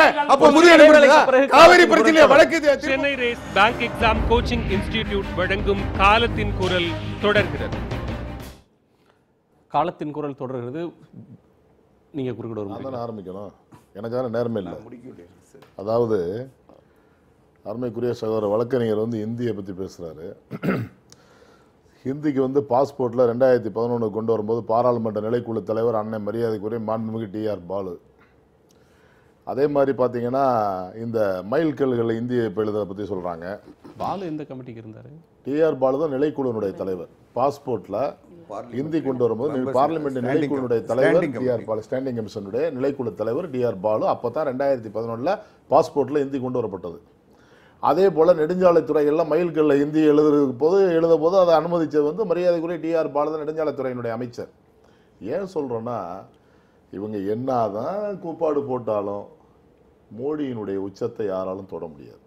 ஏன்னா மக்கள் இல்ல பிரதர் கோச்சிக்காதீங்க, நீங்க பேசும்போதெல்லாம் நான் குறிக்கிட என்னால குறிக்கிட முடியும், என்னால கத்த முடியும், சவுண்ட் கொடுக்க முடியும். நான் மக்களுக்கு நான் ஆளுங்கட்சியினுடைய பிரதிநிதியா பேசிட்டு இருக்கேன், கருத்து சொல்ல வேண்டிய கடமை. நீங்க பேசும்போது என்னெல்லாம் பேசுங்க. அதாவது இன்னைக்கு மக்களுடைய தேவைகள் என்னவோ அதை மட்டும்தான் பாரதிய ஜனதா ஆட்சி செஞ்சுட்டு இருக்கு. இந்த ஆடு வைக்கக்கூடாது, கோழி வைக்கக்கூடாது, மாடு வைக்கக்கூடாது, ஒத்த வரியில் பேசக்கூடாது, என்ன சொன்னங்கிறலாம் விளாவாரியாக இருக்குது. அதை பற்றி நிறைய விவாதிச்சிருக்கோம் நம்ம. இப்போ இந்த நாங்கள் வருத்தப்படுற தகுதி இல்லைன்னு சொல்கிறது தனிப்பட்டவங்களையோ ஒரு தலைமையோ சொல்லலை. நாங்கள் அந்த இயக்கத்தின் காலகட்டங்களிலே கொண்டு வரப்பட்ட திட்டங்களை இப்போ கேட்டால் சொல்கிறாங்க. நீட்டு தேர்வு திராவிட முன்னேற்ற கழகம் ஃபைட் பண்ணுச்சுன்னு சொல்கிறாரு, ஏற்றுக்கிறோம், அதில் மாற்று கருத்து இல்லை. காங்கிரஸ் ஆட்சி கொண்டு வந்திருந்தாலும் கூட திராவிட முன்னேற்ற கழகம் ஆனால் அதிலே அங்க வகித்தது என்பதுதான் மிகப்பெரிய குற்றச்சாட்டு. அந்த ஆட்சியிலே அங்க வகித்தது அதிமுக பிஜேபி மாதிரி இல்ல, அந்த ஆட்சியிலே அங்க வகித்தது. அப்ப அப்படிங்கும் போது திமுக அதுல உடந்ததான். இவங்களே அங்க வகிச்சுட்டு இவங்களே பிள்ளைங்களை விட்டு இவங்களே தொட்டி ஆட்டி விடுவாங்க. ஒவ்வொரு திட்டங்களுமே திமுக ஆட்சியில் இருக்கிற வரையிலும் நீட் அமலுக்கு வரல. நீட் நாடாளுமன்றத்தில் சட்டம் வந்த பிறகும் கூட நீட் இல்லை அப்படின்னு சொல்லி தீர்ப்பு வந்த பிறகு அந்த தீர்ப்பை மறுபரிசீலனை செய்யணும். காங்கிரஸ் ஆட்சி காலத்திலே வந்த நீட் சுருண்டுருச்சு. நீட் மறுபடியும் வேணும்னு சொல்லி கோர்ட்டுக்கு போனது பிஜேபி. ஏங்க நீட் அது பிஜேபி. இப்போ நீங்க ஏன் காங்கிரஸை குறை சொல்றீங்க? ஒரு நிமிஷம், நாங்க என்ன சொல்றோம்னா, இந்த நீட்டுங்கிற ஒரு சூழலை உருவாக்கியது யார்? இந்த ஹிந்தி என்ற சூழலை மைல்கல்களை எழுதுவதற்கு உருவாக்கிய போது யார் ஆட்சி? நெடுவாசலுக்கு கையெழுத்து போட்டது யாரு? இப்ப ஆயில் இப்ப இது பத்தி ராஜசேகர் அதெல்லாம் தவறா சரியா? அதெல்லாம் தவறுனா அந்த தவறை நீங்க செய்றீங்க. தவறுகளை முதலிலே இவர்கள் நாங்க செய்யவே இல்லையே. நீங்க தான் பாஸ்போர்ட்ல ஹிந்தில பாஸ்போர்ட் தரோம் நீங்க தான் சொல்றீங்க. ஏங்க ஹிந்தி பாஸ்போர்ட்ல கொடுக்கறங்கிறது ஹிந்தி ஒரு இந்தியாவுடைய பொதுமொழியா இருக்கு. அது அடிப்படையில நாங்க சொல்றோம். பொதுமொழி இல்லையே. எப்படி ஹிந்தி என்ன பொதுமொழி இல்ல? பெரும்பான்மையான மக்கள் பேசலையா? பெரும்பான்மை மக்கள் எதை வச்சு சொல்றீங்க? எதை வச்சு நேஷனல் லாங்குவேஜ் சதவீதத்தின் அடிப்படையில் மக்கள் பேசுகிற புழக்க மொழிங்க. சதவீதத்தின் அடிப்படையில் அலுவல் மொழியாக இருக்கலாமே தவிர தேசிய மொழி அல்ல. தேசிய மொழி அல்ல. நீங்க எடுத்து பாருங்க, ரெக்கார்ட்ஸ் எடுத்து பாருங்க, எந்த இடத்திலும் ஹிந்தி தேசிய மொழி அல்ல. அதிகமான மக்கள் நடைமுறையிலே புழக்கத்திலே பேசப்படுகிற ஒரு மொழி, உணர்ந்து கொள்ளுகிற ஒரு மொழி. ஒரு பழையதுதான் சொல்றோம். அதிகமா எண்ணிக்கையில் அதிகமாக இருக்கிறது என்பதற்காக ஒன்றை ஏற்றுக்கொள்ள வேண்டும் என்றால் இந்தியாவின் எண்ணிக்கையின் அடிப்படையில் ஒன்றை ஏற்றுக்கொள்ளணும். இது பழசு இந்தியில ஆர்குமெண்ட் தான். காக்கை தான் இந்தியாவோட தேசிய மொழியா தேசிய பறவையா இருந்திருக்கணும், மயில் இருந்திருக்க முடியாது. எண்ணிக்கை தீர்மானிக்க முடியாது. காக்கைக்கும் மயிலுக்கும் பேசப்படுற மொழிக்கு வித்தியாசம் வருங்க. மனிதன் அரசியல் சாசன சபையிலே பெரும்பான்மை தீர்மானிக்க முடியாது. திரு இல்ல, குமார் குறித்து. இந்தி 1965 இந்தியாவினுடைய ஆட்சி மொழி இந்தி தான். இந்தியாவினுடைய அரசியல் சட்டப்படி. அதனாலதான் இந்திய எதிர்ப்பு போராட்டம் தேசிய மொழியா, நேஷனல் லாங்குவேஜா, ஆட்சி மொழி, அலுவல் மொழி, அலுவல் மொழி, ஆட்சி மொழி அல்ல, அலுவல் மொழி, அபிஷியல் லாங்குவேஜ். அபிஷியல் லாங்குவேஜ் சரியான வார்த்தைனா அபிஷியல் லாங்குவேஜ் தானே அலுவல் மொழி, அதானே ஆட்சி மொழி. அப்புறம் என்ன தேசிய மொழி அல்லன்னு சொல்றாங்க. அலுவல் மொழினா என்னங்க? அலுவலக மொழி பயன்படுத்துகிற மொழி தானங்க. சரி, அலுவலகத்துல பயன்படுத்துற மொழி அலுவல் மொழி. எதுக்கு இப்ப அலுவல் மொழிங்கிறது என்ன? இல்ல அலுவல் மொழி என்ன? 65 ஆண்டு காலத்துக்கு மேல அலுவல் மொழி ஹிந்தி கிடையாது. இப்ப எது கொண்டு வர்றீங்க? எங்க அலுவல் மொழியில இருந்ததை கொண்டு வர தப்பு இல்லையே. இப்ப இங்கிலீஷ் அலுவல் மொழி தான். இங்கிலீஷ் இருக்கு, இங்கிலீஷ் ஒண்ணு இல்லன்னு சொல்லலையே. இங்கிலீஷ அகற்றிட்டு அந்த இடத்துக்கு இந்திய கொண்டு வர பாக்குறீங்க. இல்ல தவறான கருத்து. அதாவது இந்தியாவினுடைய அபிஷியல் லாங்குவேஜ் இந்தி தான். அது இணைப்பு மொழியாக தமிழ்நாட்டிலும் மேற்கு வங்காளத்திலும் நடைபெற்ற இந்திய எதிர்ப்பு போராட்டங்களின் காரணமாக பண்டிட் நேரு அவர்கள் விலக்கு தந்திருக்காரு. ரெக்கார்டர் கிடையாது, சட்டப்பூர்வ அங்கீகாரம் கிடையாது. பண்டிட் நேரு அவர்கள் தந்த நான் முடிச்சிடறேன். ஈவிகே சம்பத் அவர்களுக்கு பண்டிட் ஜவஹர்லால் நேரு அவர்கள் தந்த வாக்குறுதி கடிதம் தான் இன்னைக்கு நம்ம காப்பாத்திட்டு இருக்கு. அதை வச்சுதான் நம்ம தமிழ்நாட்டை சொல்றேன். இப்ப நீங்க ஆட்சி மொழி வேற, அலுவல் மொழி வேற, அந்த கிளாரிட்டி முதல்ல வேணும். ரெண்டாவது 18 மொழிகள், தமிழ் உட்பட 18 மொழிகள் நீங்க அந்த அலுவல் மொழிக்கான பட்டியல் இருக்கு. ஒரு மாநிலத்திற்கு எந்த மொழியை பயன்படுத்துவதுங்கிற உரிமை. யாரு ஹிந்தி படிக்காதீங்க, பிரெஞ்சு படிக்காதீங்க, தமிழ படிக்காதீங்கன்னு சொல்லல, திணிக்காதீங்கன்னு தான் சொல்றோம். ஒண்ணு. ரெண்டாவது, நீங்க நீங்க 8வது அட்டவணையில் இடம் பெற்றிருக்கக்கூடிய 22 மொழிகள் 18ல இருந்து 22 பண்ணிட்டாங்க. இப்ப நீட்ல கூட பாத்தீங்கன்னா ஒரே ஒரு விஷயம் நான் சகோதரர் திருப்பி சொல்றேன். காங்கிரஸ் ஆட்சியில் கொண்டு வந்த திட்டங்களை எல்லாம் நீங்க எதிர்த்தீங்க. நீங்க இன்னைக்கு எங்களுக்கு அதை பத்தி நாங்க தான் கொண்டு வந்து அதை பத்தி பேச தகுதி இல்லைன்னு நீங்க சொல்றீங்கன்னா, உங்களை யாரு வற்புறுத்துறாங்களா? காங்கிரஸ் கொண்டு வந்த திட்டத்தை தான் நீங்க செயல்படுத்தணும். சொந்தமா யோசிச்சு இது வரைக்கும் நீங்க 3 வருஷத்துல என்ன திட்டம் பண்ணிருக்கீங்க? காங்கிரஸ் கொண்டு வந்த அதே திட்டங்களை இன்று மிக மோசமாக தவறா நீங்க இம்ப்ளிமெண்ட் பண்றீங்க.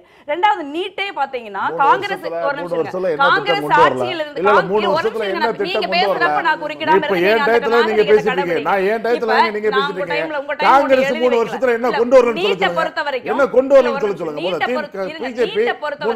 பாராளுமன்ற நிலைக்குழு நீட்டை விரும்பாத மாநிலங்களுக்கு விலக்கு அளிக்கப்படும் பாராளுமன்ற நிலைக்குழு சொல்லியிருக்கு. பாராளுமன்ற நிலைக்குழுங்கிறது ஒரு கான்ஸ்டிடியூஷனல் அத்தாரிட்டி. அது இப்பவும் இருக்கு. இன்னைக்கு இருக்கிற பாராளுமன்ற நிலைக்குழுவும் பிஜேபி ஆட்சியில் இருக்கிற பாராளுமன்ற நிலைக்குழுவும் அதை தான் சொல்லுது. இந்த பாராளுமன்ற நிலைக்குழு விலக்கு அளிக்கப்பட்டிருக்கிற ஒரு வாதத்தை இன்னைக்கு வரைக்கும் தமிழக அரசு நீங்க பொதுவெளியிலோ இல்ல நீங்க நீதிமன்றங்களிலோ எடுத்து வைக்கவே இல்லை. சோ இது ஒரு முக்கியமான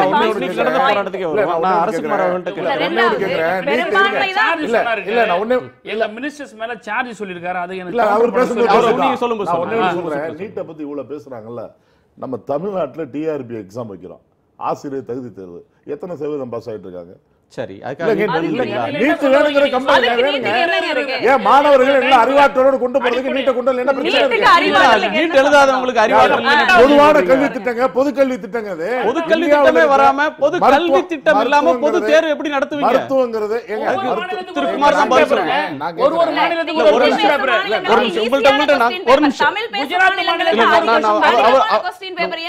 ஒரு நிமிஷம் எல்லாரும் பேசினா புரியாது. ஒரு நிமிஷம் நான் கேட்கிறது, தமிழ்நாட்டுல நீட் வேண்டாம்னு இந்த மாநில அரசு, இந்த மாநிலத்தினுடைய சட்டமன்றம் ஒருமனதாக தீர்மானம் நிறைவேற்றது. இது எங்க மாநில மாணவர்களை பாதிக்கும்னு.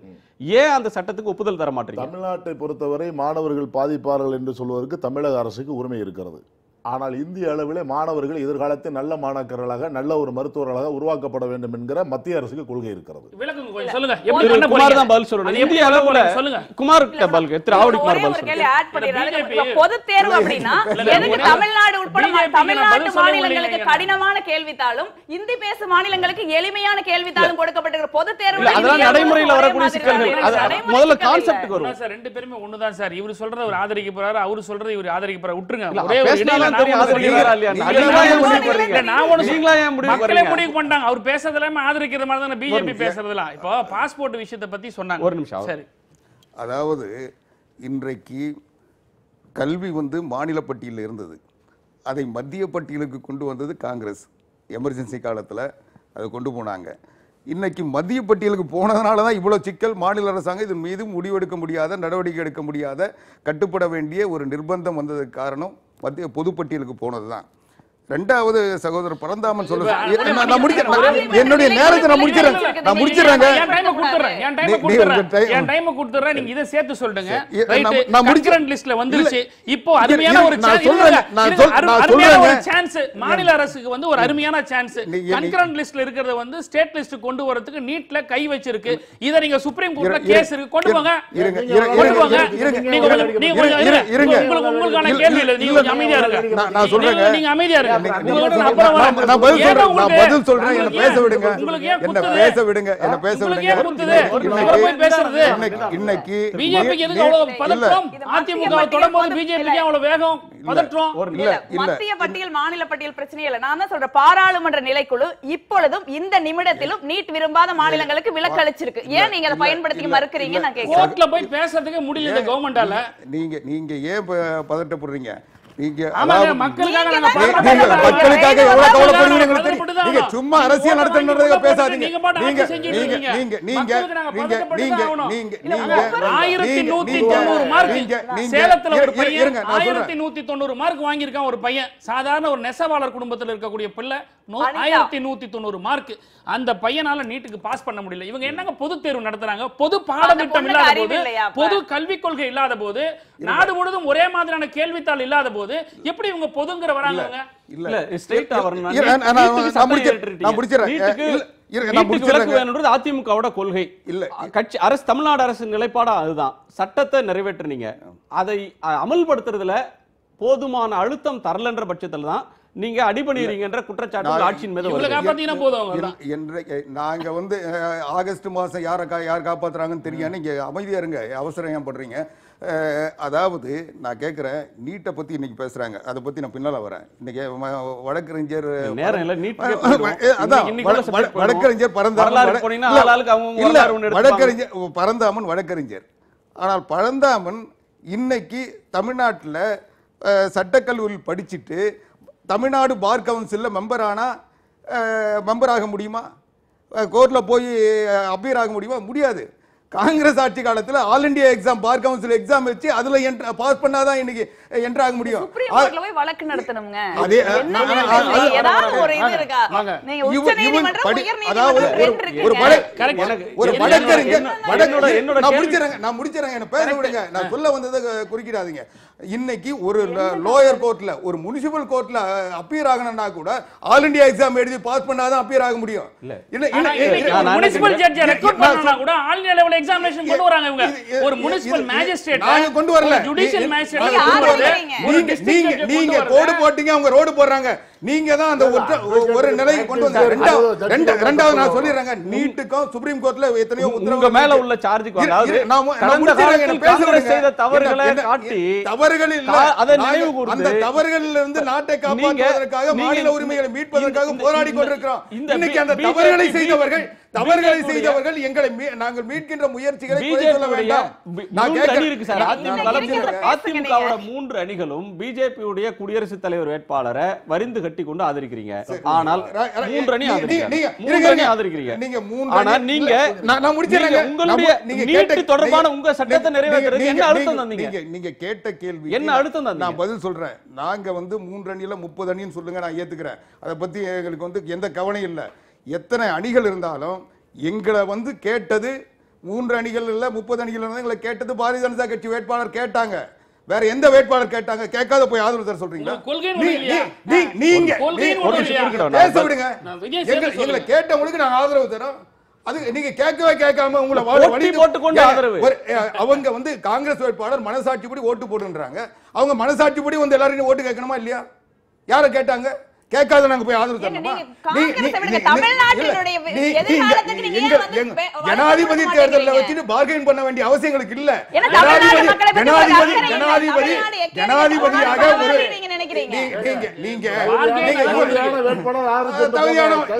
தகுதியான வேட்பாளர் எங்களை தேடி ஆதரிக்கிறோம். இன்னும் சொல்ல இன்னைக்கு இலங்கை பிரச்சனையில எதிர்த்த பிரணாப் முகர்ஜி ஆதரிச்சீங்களா? அப்ப தமிழ்நாட்டுக்கு நல்ல செஞ்சீங்களா? இலங்கை பிரச்சனை தமிழ்நாட்டுக்கு எதிராக, தமிழர்களுக்கு எதிராக இருந்தவர் பிரணாப் முகர்ஜி. அவரை நீங்க ஆதரிச்சீங்க.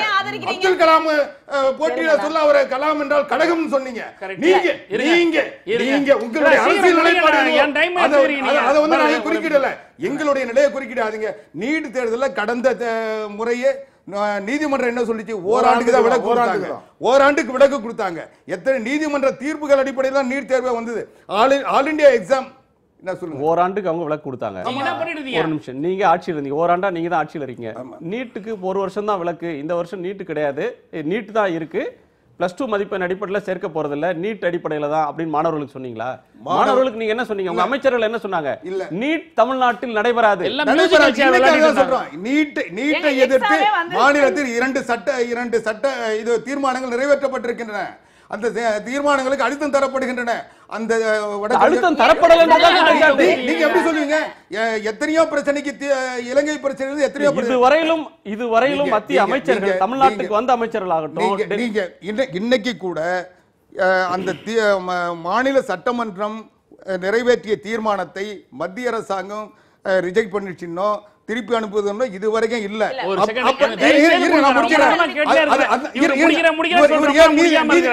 இவர் ஏன் நீதிமன்றத்துக்கு போகலன்னாரு. அப்படி ஒரு திருப்பி அனுப்பப்பட்டிருந்தால் மத்திய அரசாங்கம் ஏற்றுக்கொள்ள மாட்டேன் என்று சொல்லி இருந்தால் நீதிமன்றத்துக்கு போக முடியும். அத பெண்டிங்ல இருந்து சொல்ல நீதிமன்றம் போக முடியாது. நான் பாயிண்ட்க்கு வரேங்க. ரைட்டுங்க, நீங்க சொல்றீங்க உங்களுக்கு வந்து தெரியல இது ரிஜெக்ட் ஆச்சா ரிட்டர்ன் ஆச்சான்னு உங்களுக்கு தெரியல. ஜனாதிபதி ஏங்க எவ்வளவு மெர்சி பெட்டிஷன் ஜனாதிபதி போகுது, எவ்வளவு பதட்டப்படுறாங்க பாருங்க. பூனைக்குட்டி வெளியில வந்துருச்சு, ஒரு மெர்சி பெட்டிஷன் போகுது, பூனைக்குட்டி வெளியில வந்துருச்சு. எல்லாமே ரேட் அண்ட் நம்பர் கேம் தான். இல்ல ரேட் இருங்க, ரேட் கேம் நம்பர் கேம் ஓடுறனால இவங்க பயப்படுறாங்க. நீங்க மத்திய அரசாங்கத்தை இந்த நீட் பிரச்சனைல மத்திய அரசாங்கத்தை ஏத்தி என்ன போராட்டம் நடத்துனீங்க? யாரு என்ன போராட்டம்? விவசாயிகளுக்காக போராடும் சொல்லி அனைத்து கட்சி கூட்டம் கூட்டினீங்க. பிரதமரை போய் சந்திக்க முடிஞ்சதா? கோரிக்கை வைக்க முடிஞ்சதா? சுகாதாரத்துறை அமைச்சர் ஒரே ஒரு விஷயம் ஆட் பண்ணிடுறேன். சுகாதாரத்துறை அமைச்சர் போய் மத்திய மந்திரியை சந்திக்கிறாரு. அந்த சந்திப்புக்கு கூட ஒரு மரியாதை கொடுக்காம அவர் சந்திப்பு நடக்க வந்து நீட் தேர்வு நடக்கக்கூடிய மையங்களின் பட்டியலை மத்திய அரசு வெளியிடுறாங்க. அதை பத்தி வந்து சுகாதாரத்துறை அமைச்சர் ஏங்க நான் தான் பேசிக்கிட்டு இருக்கிறேன்னு கூட கேட்கல. பதட்டம் எங்களுக்கு இல்ல, ஒவ்வொரு ரெய்டு நடக்கும் பொழுதும் பதட்டம் உங்களுக்கு இருக்கிறது. நீங்க தமிழகத்தின் எதிர்காலத்தை அடகு வைக்கிறீர்கள், பிஜேபியின் பினாமி ஆட்சி இங்க நடத்துகிறீர்கள்ங்கிறது தான் இங்க உண்மை. ஒரே ஒரு செகண்ட் சார், அதாவது ஆட்சியினுடைய சரி விட்டுருங்க, ஆட்சியினுடைய அதிகார சாவி இவங்க வச்சுக்கிட்டு எதிர்க்கட்சியை பத்தி கேள்வி கேட்கறாங்க. ரைட், பதில் சொல்றோம். அதாவது மே மாசம் நீட் எக்ஸாமினேஷன் வரப்போகுது, மார்ச் மாசம் நீட் எக்ஸாமினேஷன் அப்ளிகேஷன் லாஸ்ட் டேட்னு வந்த பிறகு பிப்ரவரியில் எங்களுடைய செயல் தலைவர் தளபதி அவர்கள் கடிதம் எழுதி நாடாளுமன்ற உறுப்பினர்கிட்ட கொடுத்து பிரதம மந்திரியை போய் சந்திக்க வைக்கிறாரு, ஹியூமன் ரிசோர்சஸ் மினிஸ்டர் சந்திக்க வைக்கிறாரு, ஹெல்த் மினிஸ்டர் சந்திக்க வைக்கிறாரு. ஏன் அவங்கள சந்திக்க வைக்கிறாரு? இவர் டைம் கேட்டா பிரைம் மினிஸ்டர் கொடுக்கல டைம். உண்மையிலேயே நம்மளுடைய சகோதரர் சொன்ன மாதிரி திரு மோடி அவர்கள் யாருமே தொட முடியாது, உச்சம்தான். ஏனென்றால் இந்தியாவில் இல்லாமல் பறந்து கொண்டே இருக்கிறார். நாட்டு மக்கள் எல்லாம் அவரை கிட்ட கூட பார்க்க முடியாது, பிரதம மந்திரி கிட்ட வந்து மக்கள் பேச முடியாது. சப்ஜெக்ட்டுக்கு வரது என்னன்னா ரெண்டு விஷயம் பார்க்க முடியாது. மைல்கல் பிரச்சனை பத்தி இவங்க டிஆர் பாலு, எங்களுடைய அமைச்சர் டிஆர் பாலு பத்தி இவங்க சொன்னாங்க. அதை சரியா புரிஞ்சுக்கல. அவர் மிகப்பெரிய விளக்கமும் கொடுத்தாரு. அதை படிக்க தெரியலையான்னு தெரியல இவங்களுக்கு எல்லாம். என்னன்னா ஒரு மைல்கல்ல இந்தந்த மொழிகளை இவ்வளவு கிலோமீட்டருக்கு அப்புறம் எழுதணும்னு சொல்றதை இவங்க என்ன பண்றாங்கன்னா இந்தியில மட்டுமே எழுதுறாங்க. இது ஏன் ஒண்ணு தூங்குறவங்களை எழுப்பலாம், நடிக்கிறவங்களை எழுப்பக்கூடாது, தூங்குறவங்க மாதிரி நடிக்கிறவங்களை இவங்களை எழுப்ப முடியாதுன்ற மாதிரி கதை. அதாவது இவ்வளவு தூரம் விளக்கம் கொடுத்த பிறகு திரும்ப திரும்ப பொய்யான பிரச்சாரத்தை செய்யக்கூடாது. நீங்க வந்து தமிழ்நாட்டில் தமிழ்ல இருக்கக்கூடிய அந்த மைல்கல்ல வந்து வெறும் இந்தியில மட்டும் எழுதுறது எப்படி சரி? அது மட்டும் பிரச்சனை இல்லை. இன்றைக்கு நீங்க முன்வைக்கிறது அரசு சரணாகதி அடைந்து விட்டது. ஆமா, அது எந்த அடிப்படையில் அவர் சொல்றார்? நாங்கள் தொடர்ந்து வலியுறுத்திட்டு இருக்கிறோம், எங்க சட்டத்தை நிராகரிச்சுட்டதா, சட்டத்தை நிராகரித்து விட்டதாக மத்திய அரசு. நாளைக்கு காலையிலே இந்த முதலமைச்சர் வந்து நாளைக்கு இந்த நீட் வந்து தமிழ்நாட்டில் நான் நடத்தவே முடியாது, அனுமதிக்க மாட்டேன், இது மாநில உரிமை பிரச்சனை, 2ல 1 பார்ப்பேன், என்கிட்ட வந்து அதிகாரம் இருக்கு, அவருக்கு நான் அதிகாரத்தை சொல்ல சொல்லுங்க, நான் சொல்றேன் அறிக்கை விட சொல்லுங்க பார்க்கலாம். அது ஒண்ணு இந்திய நாட்டு இறையாண்மையை மீறது கிடையாது, மத்திய அரசு வந்து மீறது கிடையாது. என்னுடைய லெஜிஸ்லேச்சர் பவர் எனக்கு கான்ஸ்டிடியூஷன்ல கொடுக்கப்பட்டிருக்கக்கூடிய அதிகாரத்துக்கு உட்பட்டு தமிழ்நாட்டில் நான் நீட் தேர்வுக்கான நடைமுறைக்கு நான் வர மாட்டேன், நான் அட்மிஷன் பண்றேன் காலேஜில், இட்ஸ் மை ப்ரெரோகேட்டிவ் சொல்ல சொல்லுங்க சீஃப் மினிஸ்டர். எதிர்க்கட்சியா இருக்கு நாங்களா இருந்தா சொல்லுவோம் சார். இல்ல இல்ல ஆளுங்கட்சியா இருக்கு. கரெக்ட். இல்ல இல்ல இல்ல குணா சார் தப்பு நீங்க சொல்றது. அதாவது 2010 நோட்டிபிகேஷன் வந்தபோது ஆட்சி நாங்க மத்தியில எங்களுடைய உதவி எங்களோட கூட்டணி இருக்கக்கூடிய கட்சி. ஆனா இருந்தாலும் சட்ட ரீதியில போய் நாங்க போராடணுமா இல்லையா? பெங்களூர் மெட்ரோல ஒரே நைட்ல ஹிந்தி அழிச்சிட்டு கன்னடத்தை எழுதுனாங்களா இல்லையா? மம்தா பானர்ஜி ஒரே நைட்ல ஹிந்ி எழுதிட்டு பெங்காலி எழுதுனாங்களா இல்லையா? உத்தரப்பிரதேசத்துக்கு ஆயிரக்கணக்கான கோடி விவசாயிகளுக்கு கடன் தள்ளுபடி பண்றாங்களா இல்லையா? பிஜேபி இருக்கக்கூடிய அரசாங்கத்துக்கு கொடுக்கிற ஒரு சலுகையில் வர தமிழ்நாடு அது அந்த மாநில கையாளாத அரசாங்கம், மாநில அரசாங்கம். இந்த மாநில அரசாங்கம் அதை போய் பேசுறதுக்கோ செய்யறதுக்கும் முதுகலும் இல்ல. இல்ல அந்தந்த மாநிலங்கள் அவங்களுடைய நிதி அவங்களுடைய கடன் பத்திரங்களை உத்தரப்பிரதேச அரசாங்கம் வெளியிட்ட கடன் பத்திரங்களை நீங்க வந்து மத்திய அரசாங்கம் ஆத்தரைஸ் பண்ணிருக்கு. நீங்க நினைக்கிற மாதிரி உத்தரப்பிரதேச விவசாயிகளுக்கு உத்தரப்பிரதேச மாநிலம் கொடுத்த கடன் தள்ளுபடி அல்ல, மத்திய அரசாங்கம் அதை ஆத்தரைஸ் பண்ணி ஜாமீன் போட்டு கேரண்டி தரும். பட் தமிழ்நாட்டுக்கு அந்த கேரண்டியை தமிழக அரசுக்கு மத்திய அரசாங்கம் கொடுத்தா தமிழக அரசாங்கம் ஃபண்ட் ரைஸ் பண்ண முடியும். ஏங்க ஒரு மாட்டு இறைச்சிக்கு பதில் சொல்றதால ஒரு முதலமைச்சருக்கு முடியல, இன்னும் நீங்க வந்து அவருக்கு இன்னும் இந்த அரசாங்கம் வந்து ரொம்ப முதுகெலும்போட இருக்குன்னு சொல்றீங்க. நீங்க எல்லாத்தையும் விட்டுருங்க. கீழடியில ஒரு அகழ்வாய்வு நடக்குது. அது வந்து தமிழர்களுடைய பாரம்பரிய தொன்மையான கலாச்சாரத்தை மீட்டெடுக்குது. அது வந்தா சமஸ்கிருதத்தை விட தமிழ் தான் தொன்மையான மொழி, தமிழ் தான் தொன்மையான கலாச்சாரம் ஆகுது. அதை நீங்க பிஜேபி அரசு தொடர்ந்து வந்து நீங்க விடமாட்டேன்னு நீங்க அந்த அகழ்வாராய்ச்சியை ஒடுக்க முயற்சி பண்றாங்க. இது அவ்வளவு வில்லங்கமான விஷயமா? தமிழ்நாடுடைய மொழி, இனம், தொன்மை, வரலாறு சம்பந்தப்பட்ட இதுக்கு கூட ஒரு முதலமைச்சர் பேச மாட்டாங்க. எங்க நாடாளுமன்ற உறுப்பினர் கடிதம் எழுதி இருக்காரு, அவங்க கிட்ட டைரக்டா போய் பேசிட்டு வந்திருக்காரு. ஏடிஎம்ல என்ன பண்ணிருக்காங்க? பிரச்சனை பேசுறதுக்கு மாநிலத்துக்கு அமைச்சர் என்ன பண்ணிருக்காங்க? இதுல தமிழ் வளர்ச்சித்துறை அமைச்சர் ஒன்னு இருக்கிறாங்களா நாட்டுல? அதாவது கீழடி ஆராய்ச்சி வந்து தொடர்ந்து நடந்து கொண்டிருக்கிறது. அதற்கு கூடுதல் நிதி ஒதுக்கப்பட்டிருக்கிறது. அது வந்து ஆராய்ச்சி நேரத்தின் போது மித்த நேரங்களிலே மணல் போட்டு மூடி விடுவது என்பது வழக்கமான ஒன்று. இன்றைக்கு கீழடிக்கு கொடுக்கப்பட்டிருக்கிற முக்கியத்துவம் வேறு எங்கும் கொடுக்கப்படவில்லை. அதனால் வந்து இது தவறான குற்றச்சாட்டு ஒன்று. ரெண்டாவது பார்த்தீங்கன்னா, இப்போ நான் வந்து எங்களை பொறுத்த வரைக்கும் நீங்கள் வந்து நெறியாளராக நீங்கள் என்ன தலைப்பு கேட்குறீங்களோ அந்த தலைப்புலேருந்து நாங்கள் வெளியில் போக விரும்பலை. அதாவது வந்து கையாளாகாத அரசு, வந்து பினாமி அரசு இப்படிலாம் சொல்லிட்டு இருக்காங்க. இவங்க நடத்துனது சுனாமி அரசு, நாங்களாவது பினாமி அரசு. நான் நல்லா தெளிவாக சொல்லிட்டேன் உங்களுக்கு. நீங்கள் கேட்டது நீட்டை பற்றி கேட்டீங்க, அதுக்கு மரியாதைக்குரிய ஆவடிக்குமார் ரொம்ப தெளிவாக சொல்லிட்டாரு. கல்வி கொள்கை வந்து கல்வி திட்டம் வந்து மத்திய அரசு மாநில அரசுல இருந்து மத்திய அரசுடைய பொது திட்டத்துக்கு போன பிறகு ஒரு திட்டம் இருங்க. மத்திய அரசின் பொது திட்டம் இல்ல, இரண்டு பேர் பொது என்பது இரண்டு பேருக்கு அதுதான். அதான் மத்திய அரசு அதுல முடிவு எடுக்கிற மத்திய அதிகாரம் இருங்க. கன்கரன்ட் லிஸ்ட் ஏங்க மாநில லிஸ்ட்ல வச்சிரலாம்.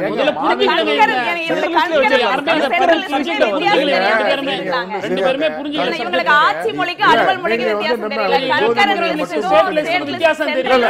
நீங்க அந்த அம்மா மட்டும் கூப்பிட்டு தயவு செஞ்சு இன்னமே நீங்க பிஜேபி எல்லாம் கூப்பிடாதீங்க. அந்த அம்மா மட்டும் கூப்பிடாதீங்க. வராதீங்க. உங்களுக்கு இஷ்டம் இல்லனா வராதீங்க. வராதீங்க சொல்ல நீ யாருமா? இல்ல டிபேட் அது வராதீங்க சொல்ல. இல்ல அப்படி எப்படி இவங்க சொல்றாங்க? நான் அவர்ட்ட சொல்ல ஒருமையில பேசுறேன். வராதீங்க என்னை வச்சு சொல்றாங்க. வராதீங்க சொல்ல நீங்க இந்த ஆணவம் தான்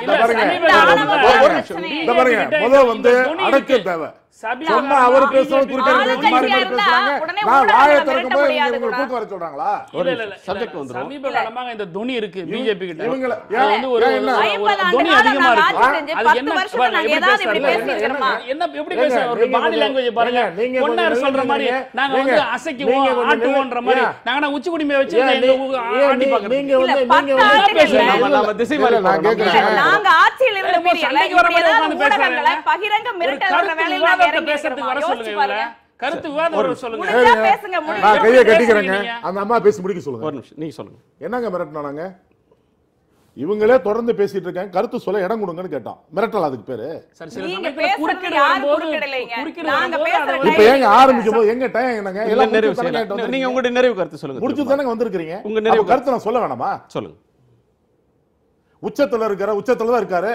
மக்களை பார்க்க பறந்து போயிட்டு இருக்காரு. ஆமா ஆமா 3 வருஷமா கருத்து சொல்ல இவங்க வேலை கொடுத்தீங்க. இந்த அம்மா யாருங்க எனக்கு கருத்து சொல்ல சொல்லுங்க. கருத்து சொல்ல இந்த அம்மா யாருங்க? இந்த அம்மா யாருங்க கருத்து சொல்ல சொல்லுங்க. எத்தனை தொழிற்சாலை தமிழ்நாட்டுக்கு விட்டுருக்கீங்க? 2 எத்தனை லட்சம் வேலை கொடுத்திருக்கீங்க? இதெல்லாம் நீங்க கேட்க வேண்டாங்க. மக்கள் கேட்க அவசியம் இல்ல. எதிர்க்கட்சியில கேட்க செய்வாங்க. சட்டமன்றத்துல பாராளுமன்றத்துல ஊடகத்துல கேட்க வேண்டிய அவசியம் இல்ல. ஊடகத்துல நிறைய அளவு ஒருத்தர் உட்கார்ந்திருக்காரு. தொலைக்காட்சி அந்த துறை கேட்கும். எதிர்க்கட்சிகளுடைய வேலையே கேள்வி கேட்கிறதா? ஆளுங்கட்சினா ஒரு பணிவு வேணும், ஒரு அமைதி வேணும், ஒரு அடக்க வேணும். அதெல்லாம் இருந்தா தான் ஆளுங்கட்சி. உங்கள மாதிரி ஒட்டுமொத்த தமிழனை கொள்ளையடிச்சு ஒட்டுமொத்த தமிழனை கொண்டு போட்ட காங்கிரஸ் திமுகவுல பணிஞ்சு கை கட்டணும். பதில் சொல்லணும். பிஜேபி பதில் சொல்ல அவசியம் இல்ல. ஆணவம் என்பது யாரு நீங்க வந்து ஆளுங்கட்சிக்கு இவ்வளவு ஆணவம் இருக்கும்போது ஆளுங்கட்சிக்கு ஆணவம் வருது என்ன? ஆளுங்கட்சிக்கு இருக்க கூடாதுங்க. நீங்க வந்து அதிகாரம் வரும்போது பணிவு வரணும். அது நீங்க சொல்லி காங்கிரஸ் சொல்லி தெரிய வேண்டிய ஒரு இடத்துல பேசலாம்.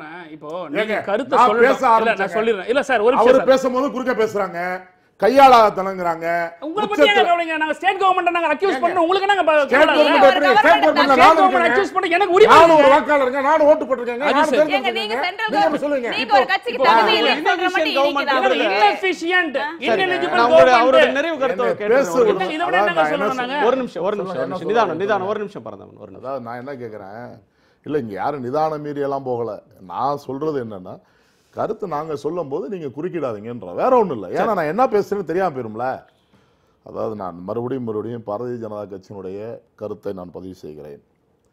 நீட்டா இருக்கட்டும், ஆயிலா இருக்கட்டும், நெடுவாசலா இருக்கட்டும், கதிராமங்கலமா இருக்கட்டும், எல்லாமே காங்கிரஸ் ஆட்சியின் போது கொண்டு வரப்பட்ட திட்டங்கள். அந்த திட்டங்கள் இன்றைக்கு ஓஎன்ஜிசி வந்து உலக அளவில் இன்னைக்கு ஆசியாவிலே 5வது இடத்துல இருக்கு. இந்தியாவை பொறுத்த வரைக்கும் 10 பொது நிறுவனங்களில் தலை சிறந்த நிறுவனங்களில் ஒன்றாக இருக்கிறது. இன்றைக்கு பல நாடுகளில், மியான்மர்லேருந்து கியூபாலிருந்து பல நாடுகளில் நம்ம ஓஎன்ஜிசி போய் அங்கே ஆயில் குறைந்த செலவில் ஆயில் எடுக்கிறதுக்கான ஏற்பாடுகள்லாம் பண்ணி கொடுத்து இன்றைக்கு இந்தியாவோட நேசக்கரங்கள் கொண்டிருக்க ஒரு சூழலில் இது கிட்டத்தட்ட 20 ஆண்டுகள் 30 ஆண்டுகளாக நடைமுறையில் இருக்கிற ஒரு பிரச்சனையை எடுத்தோன்னே மத்திய அரசு மேலே குறை சொல்லாதீங்க அப்படிங்கிறத எங்களுடைய வாதமே ஒழிய. அப்புறம் ஜிஎஸ்டியை பற்றி சொன்னாங்க. ஜிஎஸ்டியை பொறுத்த வரைக்கும் ரொம்ப தெளிவாக எங்களுடைய அனைத்து மத்திய அமைச்சர்களும் ஒவ்வொரு மாவட்டமாக வந்து அந்த சம்பந்தப்பட்ட வியாபாரிகளை, ஆடிட்டர்களை, அந்த சம்பந்தப்பட்ட துறை நிறுவனத்தை சேர்ந்தவர்களை, உற்பத்தியாளர்களை கூப்பிட்டு முறையாக விளக்கம் கொடுத்துக்கிட்டு இருக்கோம். ஒட்டுமொத்தமாக வரி ஏற்றிட்டாங்கலாம் சொல்லக்கூடாது. ஜிஎஸ்டி வந்து காங்கிரஸ் கொண்டு வந்தது, இவங்க வந்து அந்த சிஎஸ்டி இல்லை, இவங்க வந்து வேற ஜிஎஸ்டி கொண்டு வந்தாங்க. நாங்கள் வந்து எல்லாமே ஒரு மரியாதைக்குரிய ஆவடி குமார் சொன்ன மாதிரி அனைத்து மாநிலத்தினுடைய நிதி அமைச்சரும் அதில் இருக்காங்க, அந்த கமிட்டியில் கவுன்சிலில் இருக்காங்க. விளக்கமாக மூத்த அமைச்சர் வெங்கையா நாயுடு அவர்கள் மிக தெளிவாக சொல்லிட்டு போயிருக்காரு. இது வந்து ஒவ்வொரு முறையும் மக்களுக்கோ அல்லது வியாபாரிகளுக்கோ அல்லது விநியோகஸ்தர்களுக்கோ பாதிப்பு ஏற்படுகிற போதெல்லாம் அது கவுன்சில வச்சு தீர்மானிக்கப்பட்டு முடிவெடுக்கப்பட்டு நல்ல முடிவுகள் எடுக்கப்படும் எடுத்துக்கிட்டு சொல்லியிருக்காங்க. ஆகையினால இந்த தமிழகம் இன்றைக்கு அனைத்து இந்திய அண்ணா திராவிட முன்னேற்ற கழக அரசு, மரியாதைக்குரிய மாண்புமிகு எடப்பாடி பழனிசாமியுடைய அரசு இன்றைக்கு ஒவ்வொரு நாளும் நல்ல திட்டங்களை அறிவித்துக் கொண்டு வருகிறார்கள், செயல்படுத்திக் கொண்டிருக்கிறார்கள். அதற்கு நாங்கள் நேசக்கரம் கேட்டுவதிலே தப்பு கிடையாது. மத்திய அரசு மாநில அரசும் இணைந்து செயல்பட்டால் தான் ஒரு மாநிலத்தை முன்னுக்கு கொண்டு வர அந்த வேலையை தான் பிஜேபி அதிமுக பண்ணிட்டு. நன்றி, நிறைவு செய்யலாம். சுருக்கமா ஒரு வரியில மத்திய அரசாங்க சொல்றத மாநில அரசாங்கம் ஏத்துக்கணும்னா ஃபெடரல் ஸ்ட்ரக்சரே இங்க தேவையில்லை. இந்திய ஜனநாயகம் என்பது நீங்க அரசு ரீதியா இருந்தாலும் சரி, சமூக ரீதியா இருந்தாலும் சரி, பல மாநிலங்கள் ஒருங்கிணைந்ததான் ஒரு மத்திய அரசாங்கம். அதே மாதிரி பல கலாச்சாரம், இனம், மொழி, பண்பாடு இதெல்லாம் ஒருங்கிணைந்ததான் ஒரு இந்திய கலாச்சாரம். இதை வந்து முதல்ல புரிஞ்சுக்கொள்ளணும். நீங்க இது ஒண்ணுமே புரியாம நாங்க சொல்றதுதான் சட்டம்னு அவர் சொல்றதும், இல்ல மாநில அரசு மத்திய அரசு நாங்க சொன்னா அப்படியே ஏத்துக்கணும் ஒரு மாநில அரசாங்கம் சொல்றதும், நீங்க வந்து பிஜேபி இது அதிமுக பிரச்சனையே இல்ல, ஒரு தமிழ்நாட்டுக்கும் இந்திய அரசியலுக்கும் இந்திய ஜனநாயகத்திற்கும் நல்லதில்லை. ஒரே ஒரு விஷயம், அதாவது கடந்த அரசாங்கத்தை பத்தி பேசுறதை விட்டுட்டு சகோதரர்கிட்ட நாங்க சொல்றது, உங்க தேர்தல் அறிக்கையில சொன்னக்கூடிய விஷயங்களை இந்த 3 ஆண்டுகள்ல என்ன இந்த நாட்டுக்கு செஞ்சிருக்கீங்கிறத நீங்க யோசிச்சு பார்த்தாலே போதும். இன்னொன்னு, இப்போ இவங்க பேசுற கருத்துக்கள் எல்லாம் பார்க்கும்போது இரட்டை இலை ரெண்டுத்தையும் கிள்ளி போட்டு நடுவில் தாமரை வச்சுட்டாங்க, முடிஞ்சு போச்சு கதை. அதாவது ஒரு வரியில இது ஒரே வரியில் சொல்கிறேன். இது ஏதோ தமிழ்நாட்டில் இந்த அரசாங்கம் செயல்படவில்லைன்னு சொன்னாங்க. இப்போ வந்து மத்திய அரசாங்கத்துக்கு ஆதரவாக செயல்படுகிறதுன்றது அதை விட பரந்தாமல் அவருக்கே புரியக்கூடிய, அவரே பயன்படுத்துகின்ற வழியில் சொல்கிறாரு. இது வந்து இது திராணியற்ற அரசு, கையாலாகாத அரசுன்னு அவர் கொச்சைத்தனமாக பேசுகிறாரு. நான் ஒரே சொல்கிறேன், இன்றைக்கு நாங்கள் போய் ஒரு அடிமை இன்னொரு அடிமைக்கு உதவி செய்ய முடியுமான்னு கேட்ட காலங்கள் முதலமைச்சர்கள்லாம் தமிழ்நாடு பார்த்துருக்கு. அந்த மாதிரி நாங்கள் எங்களை அடிமையாக பிரகடனப்படுத்த வேண்டிய அவசியம் இல்லை. புரட்சி தலைவி அம்மா அவர்கள் எங்களுக்கென்று கொள்கைகளை தந்திருக்கிறார்கள், எங்களுக்கென்று ஆட்சி தந்திருக்கிறார்கள், திட்டங்கள் இருக்கிறது. தமிழ்நாட்டினுடைய ஜீவாதார உரிமைகளை மீட்பதற்கு மற்ற எல்லாரையும் விட, எல்லா ஆட்சிகளையும் விட தமிழ்நாட்டில் புரட்சி தலைவி அம்மா அவர்கள் அரசு முழுமையாக செயல்படும். அது யார் எதிர்த்தாலும் வெற்றி வருவான். நீங்க இது வழக்க அம்மா இருக்கு சொன்னீங்க, பிஜேபியோட பினாமி, பிஜேபியோட பினாமி சொன்னீங்க, தேர்தல் நேரத்திலே சொன்னீங்க. திமுக எங்களை நேர்மையான வழியில் சந்திக்க நாடியற்ற நிலையில நிறைவு செய்வோம். நால்வருக்கும் நன்றி. மீண்டும் சந்திப்போம். இது காலத்தின் குரல், திக்கெட்டும் பரவட்டும்.